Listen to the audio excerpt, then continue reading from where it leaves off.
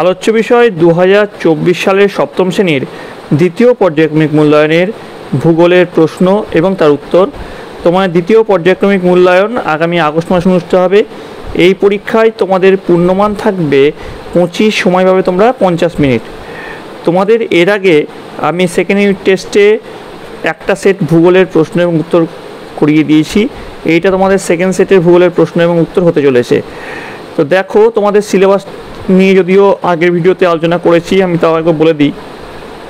তোমাদের সিলেবাসে যেটা থাকছে ভূমিরূপ, নদী, শিলা ও মাটি আর আফ্রিকা মহাদেশ, এইখান থেকে কিন্তু তোমাদের প্রশ্ন থাকতে চলেছে।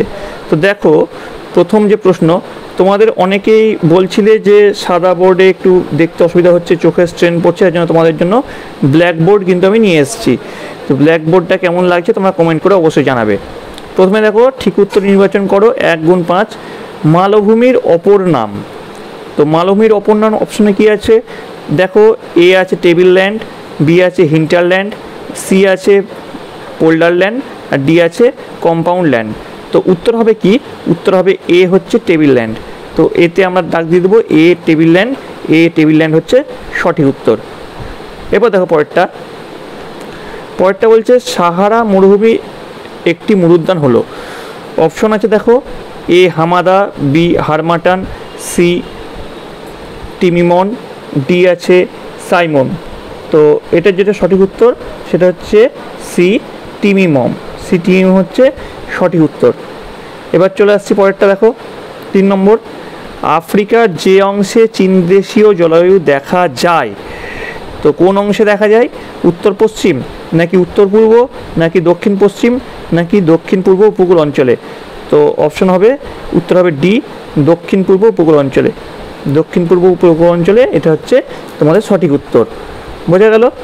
এবার চলে আসছি পরের প্রশ্ন কি আছে?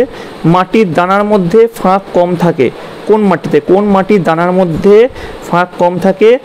তো দেখো, এখানে কি অপশন আছে? দোআঁশ মাটি, তারপরে বেলে মাটি, তারপরে এঁটেল মাটি, তারপরে জৈবিক মাটি। উত্তর হচ্ছে তোমাদের সঠিক উত্তর যেটা হবে, সঠিক উত্তর হচ্ছে এঁটেল মাটি। ঠিক আছে, এঁটেল মাটি হচ্ছে সঠিক উত্তর। এবার চলে আসছি পরের প্রশ্ন কি বলেছে? 5 নম্বর দেখো, একটি আন্তর্জাতিক নদীর নাম। আন্তর্জাতিক নদী হচ্ছে যেই নদী এক বা একাধিক একটি দেশের মধ্যে নয়, এক বা একাধিক দেশের মধ্যে প্রবাহিত হচ্ছে, সেগুলোকে বলছি আমরা আন্তর্জাতিক নদী। তো একটি আন্তর্জাতিক নদীর নাম কি? লুনি নাকি সিন্ধু নাকি আমুদ-দরিয়া নাকি নর্মদা? তো একটি আন্তর্জাতিক নদী হচ্ছে তোমাদের যে সঠিক উত্তর সেটা হচ্ছে সিন্ধু। আচ্ছা, লুনি নদীটা হচ্ছে আমরা জানি, লুনি নদী আমাদের রাজস্থানের মধ্যে দেখতে পাই। আর আচ্ছা, নর্মদা নদী আমরা কোথায় দেখতে পাই সেটা তোমরা যদি জেনে থাকো কমেন্টে লিখে জানাবে। নর্মদা নদী কোথায় আমরা দেখতে পাই, কোন রাজ্যে নর্মদা নদী আছে? ঠিক আছে, কোন রাজ্যে প্রবাহিত হয়েছে নর্মদা নদী। আচ্ছা, ঠিক আছে। এবার দেখো পরের প্রশ্ন। এবার বলেছে এক কথায় উত্তর দাও। 1 গুণ 5 = 5। প্রথম যে প্রশ্ন আছে, সাহারার প্রধান ফসল। সাহারা হচ্ছে মরুভূমি, সাহারা মরুভূমির প্রধান ফসল কি? তো এখানে বলছে সাহারা মরুভূমির প্রধান ফসলের উত্তর কী হবে?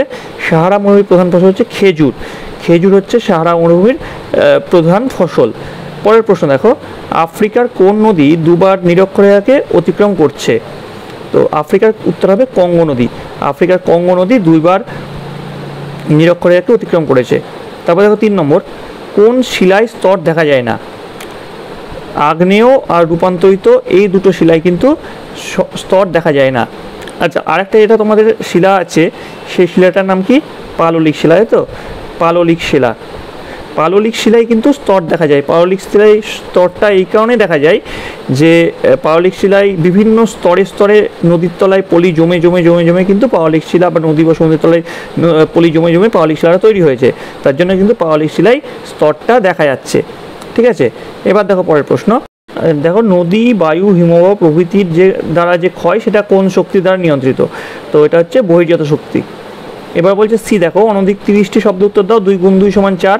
প্রথম যে প্রশ্ন আছে, প্রথম প্রশ্ন কি বলেছে? জলবিভাজিকা ক্ষয় হয়ে গেলে কি ঘটনা ঘটবে? জলবিভাজিকা কাকে বলে তোমরা নিশ্চয়ই জানো। সেটা যদি ক্ষয় হয়ে যায় সেটা কি ঘটনা ঘটবে সেটা তোমাকে লিখতে হবে। মালভূমিকে টেবিল ল্যান্ড কেন বলা হয়? আচ্ছা, এই প্রশ্নের উত্তরগুলো আমি লিখিয়ে দিলাম না, কারণ হচ্ছে ভিডিওটা অনেকটা বড় হয়ে যাচ্ছে। যদি তোমাদের দরকার হয় তোমরা কমেন্টে জানাবে। এগুলো তোমরা সবাই তোমাদের বইয়ে পেয়ে যাবে। আর যদি না পাও কমেন্টে তোমরা লিখে জানাবে, আমি তোমাদের জন্য এই প্রশ্নের উত্তরগুলো আলাদা করে ভিডিওর মাধ্যমে নিয়ে চলে আসবো, ঠিক আছে। পরের প্রশ্ন দেখো, অনধিক 50টি শব্দ উত্তর দাও। 3 গুণ 2 সমান 6। সাহারা মরুভূমি আফ্রিকার দক্ষিণে অবস্থিত হলে কি অবস্থা হতো, ঠিক আছে। তারপরের প্রশ্ন, শিলা থেকে কিভাবে মাটি সৃষ্টি হয়, 2 নম্বর। পরের প্রশ্ন দেখো, দেখো অনধিক 80টি শব্দ উত্তর দাও। 5 গুণ 1। নদী কিভাবে মানুষের জীবনে প্রভাব বিস্তার করে, তা তোমার অঞ্চলের কোন নদীর উদাহরণ দিয়ে আলোচনা করো। তোমাদের যেখানে বসবাস করো সেখানে যে নদী আছে সেই নদীর উদাহরণ দিয়ে তোমরা এটা লিখতে পারো। আচ্ছা, এগুলো সবই কিন্তু তোমরা তোমাদের বইয়ে পেয়ে যাবে। যদি তোমরা এগুলো না পাও তাহলে কিন্তু তোমরা কমেন্টে জানাবে, আমি তোমাদের অবশ্যই এই প্রশ্নের উত্তরগুলো লিখে দেবো।